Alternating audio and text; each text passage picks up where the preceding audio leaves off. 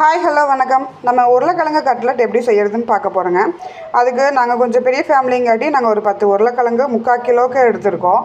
அப்புறம் அதுக்கு பார்த்திங்கன்னா வெங்காயம் ஒரு 7 வெங்காயம் மட்டும் கட் பண்ணி வச்சுருக்கோம்.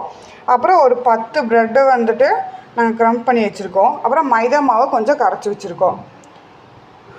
இப்போ வந்துட்டு உருளைக்கிழங்கு கட்லட் எப்படி செய்கிறதுன்னு பார்க்கலாங்க. வாங்க வீடியோக்குள்ளே போகலாம். அந்த பொட்டேட்டோவை மேஷ் பண்ண போகிறோம்.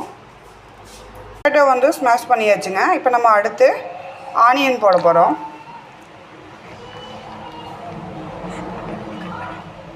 சில்லி பவுடர்,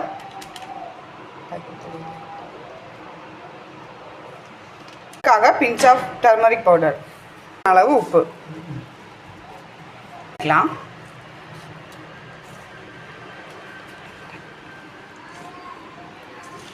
நல்லா பிணைஞ்சாச்சுங்க. இது குட்டி குட்டி பாலாக உருட்டி மாவில் போட்டு க்ரம்பில் எடுத்து நம்ம எண்ணெயில் போட போகிறோம்.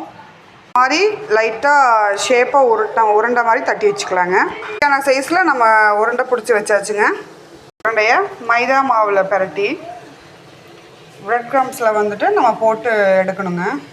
எடுத்துகிட்டு அதை ஆயிலில் போடணும். ப்ரெட் க்ரம்ஸில் போட்டு வச்சதுங்க வந்துருச்சுங்க. நம்ம அந்த போட்டு வச்சதை பால்ஸ் எல்லாம் இதுக்குள்ளே போடலாம். உருளைக்கிழங்கு கட்லட் ரெடி ஆயிடுச்சுங்க.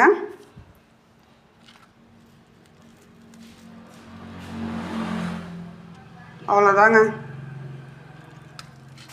Happy eating. வீடியோ பிடிச்சிருந்தா லைக் பண்ணுங்கள்.